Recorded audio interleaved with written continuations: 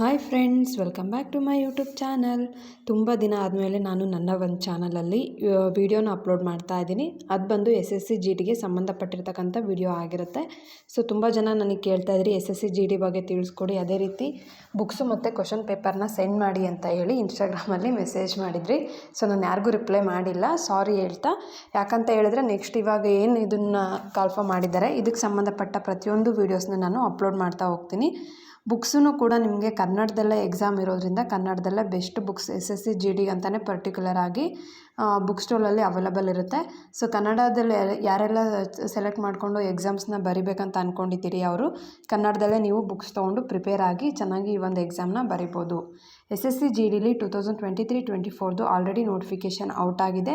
ನಿಮ್ಗೆಲ್ರಿಗೂ ಗೊತ್ತಿರೋ ಹಾಗೆ 24ಇಂದನೇ ಅಪ್ಲಿಕೇಶನ್ಸ್ ಸ್ಟಾರ್ಟ್ ಆಗಿದೆ. ಬಟ್ ಯಾರೆಲ್ಲ ಇನ್ನೂ ಅಪ್ಲಿಕೇಶನ್ ಹಾಕಿಲ್ಲ ಅವ್ರಿಗೆ ಈ ಒಂದು ವಿಡಿಯೋ ಯೂಸ್ಫುಲ್ ಆಗಲಿ ಅಂತ ಹೇಳಿ ಇವತ್ತಿನ ಒಂದು ವಿಡಿಯೋದಲ್ಲಿ ನಾನು ನಿಮಗೆ SSC GDದು ಕಂಪ್ಲೀಟ್ ನೋಟಿಫಿಕೇಷನ್ನ PDF-ನಲ್ಲಿ ತಿಳಿಸ್ಕೊಡೋಣ ಅಂತ ಹೇಳಿ ಈ ಒಂದು ವಿಡಿಯೋನ ಮಾಡ್ತಾ ಇದ್ದೀನಿ. ಸೊ ಯಾರಾದರೂ ಇದೇ ಫಸ್ಟ್ ಟೈಮ್ ನನ್ನ ಒಂದು ಚಾನಲ್ನ ನೋಡ್ತಾ ಇದ್ದರೆ ಪ್ಲೀಸ್ ತಪ್ಪದೆ ಸಬ್ಸ್ಕ್ರೈಬ್ ಮಾಡಿ ಅಂತ ಹೇಳ್ತಾ, ಯಾರೆಲ್ಲ SSCಗೆ ಪ್ರಿಪೇರ್ ಆಗ್ತಾ ಇದ್ದಾರೆ ಅವ್ರಿಗೂ ಕೂಡ ಈ ಒಂದು ವಿಡಿಯೋನ ಶೇರ್ ಮಾಡಿ ಅಂತ ಹೇಳ್ತಾ ಇವತ್ತಿನ ಒಂದು ವಿಡಿಯೋನ ನಾನು ಸ್ಟಾರ್ಟ್ ಮಾಡ್ತಾ ಇದ್ದೀನಿ.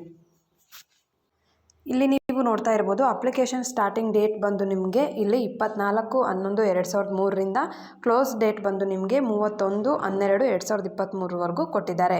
ಸೊ ಓವರಲ್ ಆಗಿ ಏನಂತ ನೋಡೋದಾದರೆ ನಾವು ಲಾಸ್ಟ್ ಮಂತ್ ನಿಮಗೆ 24ಇಂದನೇ ಸ್ಟಾರ್ಟ್ ಆಗಿ ಇದೇ ಮಂತ್ 31ಗೆ ಈ ಒಂದು ಅಪ್ಲಿಕೇಶನ್ ಡೇಟು ಎಂಡ್ ಆಗಿರುತ್ತೆ. ಯಾರೆಲ್ಲ SSC GDಗೆ ಅಪ್ಲಿಕೇಶನ್ ಹಾಕಬೇಕು ಅಂತ ಹೇಳಿ ಕಾಯ್ಕೊಂಡಿದ್ರಿ ಅವ್ರಿಗೆ ಇದೊಂದು ಒಳ್ಳೆ ಅವಕಾಶ ಅಂತಲೇ ಹೇಳ್ಬೋದು. ಸೊ ತಪ್ಪದೆ ಎಲ್ಲರೂ ಕೂಡ ಅಪ್ಲಿಕೇಶನ್ನ ಹಾಕಿ ಅಂತ ಹೇಳ್ತಾ, ಆನ್ಲೈನ್ ಪೇಮೆಂಟ್ಗೆ ಬಂದು ನಿಮಗೆ ಲಾಸ್ಟ್ ಡೇಟ್ ಬಂದು 1/1/2024 ಆಗಿರುತ್ತೆ. ಅದೇ ರೀತಿಯಾಗಿ ಲಾಸ್ಟ್ ಡೇಟ್ ಬಂದು ನಿಮಗೆ 4/1/2024 ಆಗಿರುತ್ತೆ. ಇಲ್ಲಿ ನೀವು ಏನಾದರೂ ಕರೆಕ್ಷನ್ಸ್ ಇದ್ದರೆ ಈ ಒಂದು ಡೇಟ್ ಕೊಟ್ಟಿರ್ತಾರೆ, ಈ ಡೇಟ್ ಒಳಗಡೆ ನೀವು ಕರೆಕ್ಷನ್ನ ಮಾಡ್ಕೋಬೋದಾಗಿರುತ್ತೆ. ಇಲ್ಲಿ ನಿಮಗೆ ಎಕ್ಸಾಮ್ಸ್ನ ಯಾವತ್ತು ಅವ್ರು ಶೆಡ್ಯೂಲ್ ಮಾಡ್ತಾರೆ ಅಂತ ಹೇಳಿ SSCದು ಏನಂತ ಹೇಳಿದ್ರೆ ಯಾವಾಗಲೂ ಕೂಡ ಅವರು ಅಪ್ಲಿಕೇಶನ್ ಸ್ಟಾರ್ಟ್ ಆದ ತಕ್ಷಣ ಅದರ ಡೇಟ್ನ ಜೊತೆಗೆ ಎಕ್ಸಾಮ್ ಡೇಟ್ನ ಅವರು ಟೈಮ್ ಟೇಬಲಲ್ಲಿ ಮೆನ್ಷನ್ ಮಾಡಿರ್ತಾರೆ.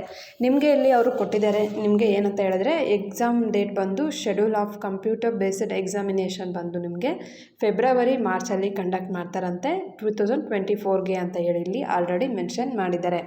ಇದೇನಂತ ಹೇಳಿದ್ರೆ ಅಪ್ಲಿಕೇಶನ್ ಬಂದು ನಿಮಗೆ ಈ ಮಂತ್ ಎಂಡ್ ಆಗಿದ ತಕ್ಷಣ ಫೆಬ್ರವರಿ ಮತ್ತು ಮಾರ್ಚ್ಗೆ ಅವರು ಎಕ್ಸಾಮ್ನ ಕಂಡಕ್ಟ್ ಮಾಡ್ತಾರೆ.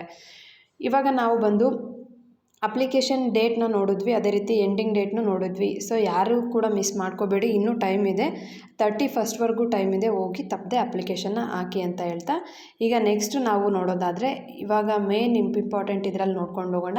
ಏನಂತ ಹೇಳಿದ್ರೆ ಇದು ನಿಮ್ಗೆ ಗೊತ್ತಿದೆ ಆಲ್ರೆಡಿ, SSC GD ಬಂದು ಕಂಪ್ಯೂಟರ್ ಬೇಸ್ಡ್ ಎಕ್ಸಾಮಿನೇಷನ್ ಆಗಿರುತ್ತೆ.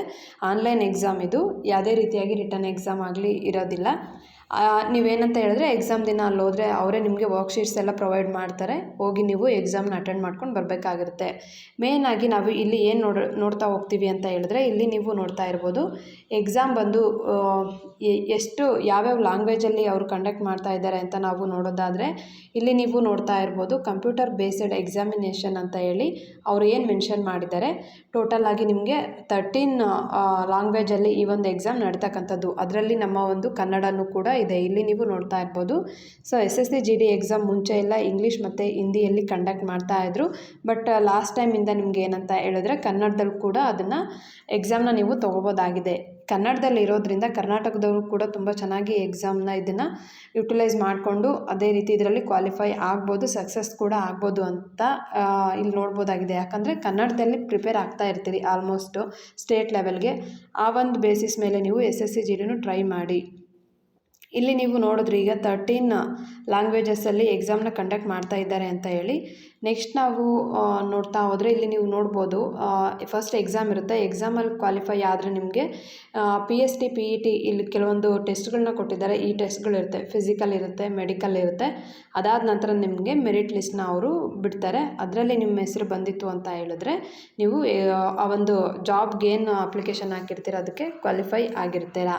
ಇಲ್ಲಿ ಯಾವುದು ಅವರ ಒಂದು ವೆಬ್ಸೈಟ್ ಏನಿದೆ ಅಂತ ಹೇಳಿ ನಾವು ಯಾವ ಒಂದು ವೆಬ್ಸೈಟ್ಗೆ ಹೋಗಿ ಅಪ್ಲಿಕೇಶನ್ ಹಾಕಬೇಕು ಅಂತ ಹೇಳಿದ್ರೆ ಇಲ್ಲಿ ನೀವು ನೋಡ್ತಾ ಇರ್ಬೋದು ssc.nic.in ಅಂತ ಹೇಳಿ ನೀವು ವೆಬ್ಸೈಟ್ಗೆ ಹೋದರೆ ಅಲ್ಲಿ ನಿಮ್ಮ ಒಂದು ಆನ್ಲೈನ್ ಅಪ್ಲಿಕೇಶನ್ನ ನೀವು ಸಬ್ಮಿಟ್ ಮಾಡ್ಬೋದಾಗಿರುತ್ತೆ. ಅದೇ ರೀತಿಯಾಗಿ ಇಲ್ಲಿ ನಂಬರ್ ಆಫ್ ಪೋಸ್ಟ್ನ ನೋಡೋದಾದರೆ ಮೇಲ್ ಮತ್ತು ಫಿಮೇಲ್ಗೆ ಇಲ್ಲಿ ಆಲ್ರೆಡಿ ಅವರು ಡಿವೈಡ್ ಮಾಡೇ ಕೊಟ್ಬಿಟ್ಟಿದ್ದಾರೆ. ಯಾವ್ಯಾವ ಒಂದು ಡಿವಿಷನಲ್ಲಿ ಎಷ್ಟು ಪೋಸ್ಟ್ ಖಾಲಿ ಇದೆ ಅಂತ ಹೇಳಿ ಕೊಟ್ಟಿದ್ದಾರೆ. ಕ್ಯಾಟಗರಿ ವೈಸೇ ಅವರು ಡಿವೈಡ್ ಮಾಡ್ತಾ ಹೋಗಿದ್ದಾರೆ. ಇಲ್ಲಿ ನೀವು ನೋಡ್ತಾ ಇರ್ಬೋದು ಮೇಲ್ ಮತ್ತು ಫಿಮೇಲ್ಗೆ ಇಲ್ಲಿ ನಂಬರ್ ಆಫ್ ಪೋಸ್ಟ್ನ ಟೋಟಲ್ ಆಗಿ ಕೊಟ್ಟಿದ್ದಾರೆ. ಇಲ್ಲಿ ಮೇಲ್ಸ್ದು ಕೊಟ್ಟಿದ್ದಾರೆ. ಮೇಲ್ಸ್ಗೆ ಬಂದು ಟೋಟಲ್ ಆಗಿ ಇಲ್ಲಿ ನೀವು ನೋಡ್ತಾ ಇರ್ಬೋದು 23,347 ಪೋಸ್ಟ್ ಖಾಲಿ ಇದೆ ಅಂತೆ. ಅದೇ ರೀತಿ ಲೇಡೀಸ್ಗೆ ನಾವು ನೋಡೋದಾದರೆ ಫಿಮೇಲ್ಗೆ 26,146 ಪೋಸ್ಟ್ ಖಾಲಿ ಇದೆ ಅಂತ ಹೇಳಿ ಅವರು ಕೊಟ್ಟಿದ್ದಾರೆ. SCಗಿದೆ, STಗಿದೆ, OBC, EWS ಅದೇ ರೀತಿಯಾಗಿ ಜನರಲ್ ಪ್ರತಿಯೊಬ್ಬರಿಗೂ ಕೂಡ ಇಲ್ಲಿ ಅವರು ಮೆನ್ಷನ್ ಮಾಡಿದ್ದಾರೆ.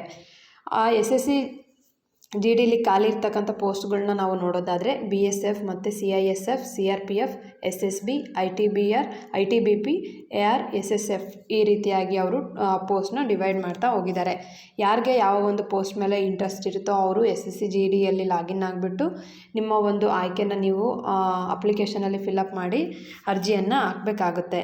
ಸೊ ಇವಾಗ ನಂಬರ್ ಆಫ್ ಪೋಸ್ಟ್ನ ನೋಡಿದ್ರಿ, ಡೇಟ್ನ ನೋಡಿದ್ರಿ, ಎಕ್ಸಾಮ್ಗೆ ಸಂಬಂಧಪಟ್ಟಂತೆ ಎಕ್ಸಾಮ್ ಯಾವಾಗಿದೆ ಏನು ಅಂತ ಹೇಳಿ ತಿಳ್ಕೊಂಡ್ರಿ. ಇದರಲ್ಲಿ ಬಂದು first exam, next physical, next medical ಅಂತ ಹೇಳಿ ನಾವು ನೋಡಿದ್ವಿ. ಈಗ ಎಕ್ಸಾಮ್ ಇದೆ ಅಂತ ಅಂದಮೇಲೆ ಅದಕ್ಕೊಂದು ಎಕ್ಸಾಮ್ ಪ್ಯಾಟ್ರನ್ ಕೂಡ ಇರುತ್ತಲ್ವ, ಆ ಒಂದು ಎಕ್ಸಾಮ್ ಪ್ಯಾಟ್ರನ್ ಯಾರಿಗೆಲ್ಲ ಗೊತ್ತಿಲ್ಲ, ಸೊ ಅದನ್ನು ಕೂಡ ಇಲ್ಲಿ ನಾವು ನೋಡ್ತಾ ಹೋಗೋಣ. ಇಲ್ಲಿ ಬಂದು ಇನ್ನೂ ಏನಂತ ಹೇಳಿದ್ರೆ ಏಜ್ ಲಿಮಿಟ್ ಇಂಪಾರ್ಟೆಂಟ್ ಆಗಿರುತ್ತೆ. SSC GDಗಾಗಿರ್ಬೋದು, ಅದೇ ರೀತಿ ಈಗೇನು ಆರ್ಮಿ ಅಗ್ನಿವೀರ್ಗೆ ಅಪ್ಲಿಕೇಶನ್ ಹಾಕ್ತೀರಿ ಅವರೆಲ್ರಿಗೂ ಕೂಡ ಏಜ್ ತುಂಬಾ ಇಂಪಾರ್ಟೆಂಟ್ ಆಗಿರುತ್ತೆ. ಇಲ್ಲಿ ಅವರು ಏಜ್ ಲಿಮಿಟ್ನ ಮೆನ್ಷನ್ ಮಾಡಿದ್ದಾರೆ. 18ಇಂದ 23 ಅಂದರೆ 18 ವರ್ಷದಿಂದ 23 ವರ್ಷದೊಳಗಡೆ ಯಾರೆಲ್ಲ ಇದ್ದಾರೆ ಅವರೆಲ್ಲ ಇದಕ್ಕೆ ಎಲಿಜಿಬಲ್ ಆಗಿರ್ತಾರೆ. ಅವರಿಲ್ಲಿ ಇಯರ್ನು ಕೂಡ ಮೆನ್ಷನ್ ಮಾಡಿರ್ತಾರೆ. ಯಾರೆಲ್ಲ ಹಾಕ್ಬೋದು ಅಂತ ಹೇಳಿದ್ರೆ 2001ರಿಂದ 2006 ಒಳಗಡೆ ಯಾರ್ದು ಡೇಟ್ ಆಫ್ ಬರ್ತ್ ಇರುತ್ತೋ ಅವ್ರು ಇದಕ್ಕೆ ಎಲಿಜಿಬಲ್ ಆಗಿರ್ತಾರೆ. ಏಜ್ ರಿಲ್ಯಾಕ್ಸೇಷನ್ನು ಕೂಡ ಇಲ್ಲಿ ಕೊಟ್ಟಿದ್ದಾರೆ, ನೋಡ್ತಾ ಇರ್ಬೋದು. SC STಗೆ ಬಂದು 5 ಇಯರ್ಸ್ ಇದೆ, OBCಗೆ 3 ಇಯರ್ಸ್. ಅದೇ ರೀತಿಯಾಗಿ ಇಲ್ಲಿ ಕೊಡ್ತಾ ಹೋಗಿದ್ದಾರೆ, ನೋಡ್ತಾ ಹೋಗ್ಬೋದು ನೀವು. ಈ ರೀತಿಯಾಗಿ ಏಜ್ ಬಗ್ಗೆ ಇವಾಗ ಗೊತ್ತಾಯಿತು. ಸೊ ಏಜ್ ಬಂದು 18ರಿಂದ 23 ವರ್ಷದ ಒಳಗಡೆ ಇರೋರು ಅಪ್ಲಿಕೇಶನ್ನ ಹಾಕ್ಬೋದಾಗಿರುತ್ತೆ.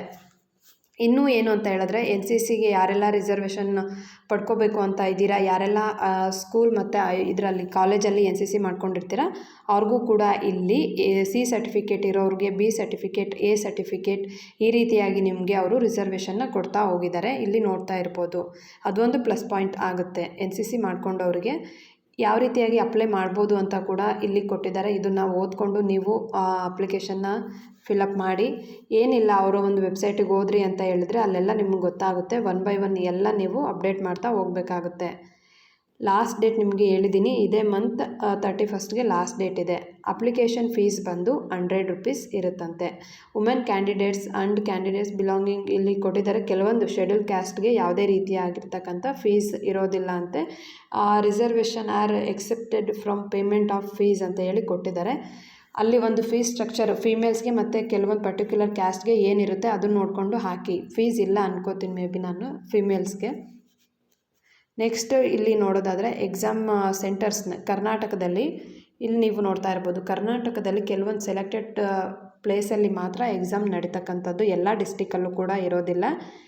ಕರ್ನಾಟಕದಲ್ಲಿ ನೋಡೋದಾದರೆ ಬೆಂಗಳೂರು, ಬೆಳಗಾವಿ, ಕಲಬುರ್ಗಿ ಮೀನ್ಸ್ ಗುಲ್ಬರ್ಗ, ಮಂಗಳೂರು, ಮೈಸೂರು, ಶಿವಮೊಗ್ಗ, ಹುಬ್ಬಳ್ಳಿ, ಉಡುಪಿ ಅಂತ ಹೇಳಿ ಕೊಟ್ಟಿದ್ದಾರೆ.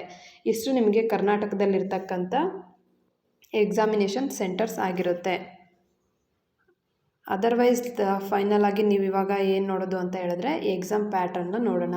ಮೋಸ್ಟ್ ಇಂಪಾರ್ಟೆಂಟ್ ಆಗುತ್ತೆ. ಯಾಕಂತ ಹೇಳಿದ್ರೆ ಇನ್ನೂ ನಿಮಗೆ ಫೆಬ್ರವರಿ ಮಾರ್ಚ್ಗೆ ಇರೋದು ಎಕ್ಸಾಮು. ಇವಾಗಿಂದನೂ ನೀವು ಪ್ರಿಪೇರ್ ಆದ್ರಿ ಅಂತ ಹೇಳಿದ್ರೆ ಎಕ್ಸಾಮ್ ಬರೋ ಅಷ್ಟರಲ್ಲಿ ಫುಲ್ ಕ್ಲಿಯರೇ ಮಾಡ್ಬೋದು ಎಕ್ಸಾಮ್ನ. ಸೊ ಫಸ್ಟು ಎಕ್ಸಾಮ್ ಪ್ಯಾಟ್ರನ್ನ ನೀವು ನೋಡ್ಕೊಳ್ಳಿ. ಯಾರೆಲ್ಲ ಸೀರಿಯಸ್ಸಾಗಿ SSC GD ಮಾಡಬೇಕು ಅಂತ ಇದ್ದೀರಿ ಅವರೆಲ್ಲ ಇದನ್ನು ಪರ್ಟಿಕ್ಯುಲರಾಗಿ ಒಂದು ಕಡೆ ಎಕ್ಸಾಮ್ ಪ್ಯಾಟ್ರನ್ನ ಬರೆದಿಟ್ಕೊಂಡು ಎಷ್ಟೆಷ್ಟು ಮಾರ್ಕ್ಸಿಗೆ ಯಾವ ಸಬ್ಜೆಕ್ಟ್ ಮೇಲೆ ಕ್ವಶನ್ಸ್ ರೈಸ್ ಆಗುತ್ತೆ ಅಂತ ನೋಡಿಕೊಂಡು ಅದೇ ರೀತಿ ಓಲ್ಡ್ ಕ್ವಶನ್ ಪೇಪರ್ನು ಕೂಡ ಸಾಲ್ವ್ ಮಾಡಿ. SSC GDದು ಕ್ವಶನ್ ಬ್ಯಾಂಕ್ ಕೂಡ ಅವೈಲಬಲ್ ಇದೆ, ಅದೇ ರೀತಿಯಾಗಿ ಬುಕ್ಸ್ ಕೂಡ ಅವೈಲಬಲ್ ಇದೆ, ತೊಗೊಂಡು ಸ್ಟಡಿ ಮಾಡಿ. ಇಲ್ಲಿ ನೋಡ್ತಾ ಇರ್ಬೋದು ಸಬ್ಜೆಕ್ಟ್ ಬಂದು ಜನರಲ್ ಇಂಟೆಲಿಜೆನ್ಸ್ ಆ್ಯಂಡ್ ರೀಸನಿಂಗ್ ಅಂತ ಹೇಳಿ ಕೊಟ್ಟಿದ್ದಾರೆ. ನಂಬರ್ ಆಫ್ ಕ್ವಶನ್ಸ್ ಬಂದು ನಿಮಗೆ 20 ಕ್ವಶನ್ಸ್ ಇರುತ್ತೆ. ಮ್ಯಾಕ್ಸಿಮಮ್ ಮಾರ್ಕ್ಸ್ ಬಂದು ನಿಮಗೆ 40 ಮಾರ್ಕ್ಸ್ ಇರುತ್ತೆ. ನೆಕ್ಸ್ಟ್ ಪಾರ್ಟ್ B ಯಲ್ಲಿ ನಿಮಗೆ ಜನರಲ್ ನಾಲೆಜ್ ಮತ್ತು ಜನರಲ್ ಅವೇರ್ನೆಸ್ ಕ್ವಶನ್ಸ್ ಬಂದು 20 ಇರುತ್ತೆ. ಟೋಟಲ್ ಮಾರ್ಕ್ಸ್ 40 ಇರುತ್ತೆ. ಎಲಿಮೆಂಟರಿ ಮ್ಯಾಥಮೆಟಿಕ್ಸ್ ಪಾರ್ಟ್ C ಯಲ್ಲಿ ನಿಮಗೆ 20 ಕ್ವಶನ್ಸ್, ಮಾರ್ಕ್ಸ್ 40 ಮಾರ್ಕ್ಸ್. ಲಾಸ್ಟ್ ಬಂದು ನಿಮಗೆ ಗ್ರಾಮರ್ ಇರುತ್ತೆ, ಅದು ನಿಮ್ಮ ಚಾಯ್ಸು. ಇಂಗ್ಲೀಷ್ ಅಥವಾ ಹಿಂದಿಯಲ್ಲಿ ನೀವು ಆಯ್ಕೆ ಮಾಡಿಕೊಂಡ್ರೆ 20 ಕ್ವಶನ್ಸ್ ಇರುತ್ತೆ, 40 ಮಾರ್ಕ್ಸ್ ಇರುತ್ತೆ. ಇಲ್ಲಿ ಟೈಮಿಂಗ್ಸ್ ಬಂದು ನಿಮಗೆ 60 ಮಿನಿಟ್ಸ್ ಅಂತ ಹೇಳಿ ಮೆನ್ಷನ್ ಮಾಡಿದ್ದಾರೆ. ಇಲ್ಲಿ ನೀವು ನೋಡ್ತಾ ಇರ್ಬೋದು, ಇಷ್ಟು ಎಕ್ಸಾಮ್ ಪ್ಯಾಟ್ರನ್ ಆಗಿರುತ್ತೆ. ಸೊ ರೀಸನಿಂಗ್ ಮತ್ತು ಮ್ಯಾಥ್ಸು ತುಂಬಾ ಇಂಪಾರ್ಟೆಂಟ್ ಆಗುತ್ತೆ ಇದರಲ್ಲಿ SSC GDಯಲ್ಲಿ. ಅದೇ ರೀತಿ ಕರೆಂಟ್ ಅಫೇರ್ಸ್ ಆಗಿರ್ಬೋದು, ಗ್ರಾಮರ್, ಪ್ರತಿಯೊಂದಕ್ಕೂ ಕೂಡ ನೀವು ಇಂಪಾರ್ಟೆನ್ಸ್ ಕೊಟ್ಟು ಫುಲ್ ಪ್ರಿಪೇರ್ ಆಗಬೇಕಾಗುತ್ತೆ. ನೆಗೆಟಿವ್ ಮಾರ್ಕ್ಸ್ ಕೂಡ ಇದರಲ್ಲಿ ಕ್ಯಾರಿ ಆಗುತ್ತೆ. ಇಲ್ಲಿ ನೋಡ್ತಾ ಇರ್ಬೋದು ನೀವು 0.25 ಅಲ್ಲಿ ನಿಮಗೆ ನೆಗೆಟಿವ್ ಇರುತ್ತೆ ಅಂತೇಳಿ ಅವರೇ ಮೆನ್ಷನ್ ಮಾಡಿದ್ದಾರೆ. ಎಕ್ಸಾಮ್ಸ್ ಕೂಡ ಕನ್ನಡದಲ್ಲಿರುತ್ತೆ, ಇಂಗ್ಲೀಷಲ್ಲಿರುತ್ತೆ, ಹಿಂದಿಯಲ್ಲಿರುತ್ತೆ. ಟೋಟಲ್ ಆಗಿ 13 ಲ್ಯಾಂಗ್ವೇಜಲ್ಲಿರುತ್ತೆ. ನಿಮಗೆ ಯಾವ ಒಂದು ಲ್ಯಾಂಗ್ವೇಜ್ ಕಂಫರ್ಟಬಲ್ ಅನಿಸುತ್ತೋ ಆ ಲ್ಯಾಂಗ್ವೇಜಲ್ಲಿ ನೀವು ಎಕ್ಸಾಮ್ ತೊಗೊಂಡು ಅಟೆಂಡ್ ಮಾಡ್ಬೋದಾಗಿರುತ್ತೆ. ಇಲ್ಲಿ ಬಂದು ಫಿಸಿಕಲ್ ಸ್ಟ್ಯಾಂಡರ್ಡ್ಸ್ ಟೆಸ್ಟ್ನ ಕೊಟ್ಟಿದ್ದಾರೆ. ಇದು ಬಂದು ಫಸ್ಟ್ ನೀವು ಎಕ್ಸಾಮಲ್ಲಿ ಎಲಿಜಿಬಲ್ ಆದರೆ ನೆಕ್ಸ್ಟ್ ನಿಮಗಿರ್ತಕ್ಕಂಥ ಫಿಸಿಕಲ್ ಆಗಿರುತ್ತೆ. ಇದನ್ನು ಬೇಕಿದ್ರೆ ಸಪ್ರೇಟ್ ವಿಡಿಯೋ ಮಾಡಿ ಹಾಕ್ತೀನಿ ಇದ್ರ ಬಗ್ಗೆ ಇನ್ಫಾರ್ಮೇಷನ್ ಬೇಕು ಅಂತ ಹೇಳಿದ್ರೆ. ಸದ್ಯಕ್ಕೆ ಇವಾಗ ನೋಟಿಫಿಕೇಷನ್ ಮತ್ತು ಎಕ್ಸಾಮಿನೇಷನ್ ಬಗ್ಗೆ ಇಷ್ಟು ಇನ್ಫಾರ್ಮೇಷನ್ ಎನಫ್ ಅಂತ ಅಂದ್ಕೊಂಡು ಇವತ್ತಿನ ಒಂದು ವಿಡಿಯೋನ ನಾನು ಇಲ್ಲಿಗೆ ಎಂಡ್ ಮಾಡ್ತಾ ಇದ್ದೀನಿ. ಯಾರೆಲ್ಲ ಈ ವಿಡಿಯೋನ ಕೊನೆವರೆಗೂ ನೋಡಿದ್ದೀರಾ ಅವ್ರಿಗೆಲ್ಲ ಥ್ಯಾಂಕ್ಸ್ ಹೇಳ್ತಾ, ಅದೇ ರೀತಿ ನನ್ನ ಚಾನಲ್ನ ಸಬ್ಸ್ಕ್ರೈಬ್ ಆಗಿ ಅಂತ ಹೇಳ್ತಾ ಇವತ್ತಿನ ಒಂದು ವಿಡಿಯೋನ ನಾನು ಇಲ್ಲಿಗೆ ಎಂಡ್ ಮಾಡ್ತಾ ಇದ್ದೀನಿ. Thank you all.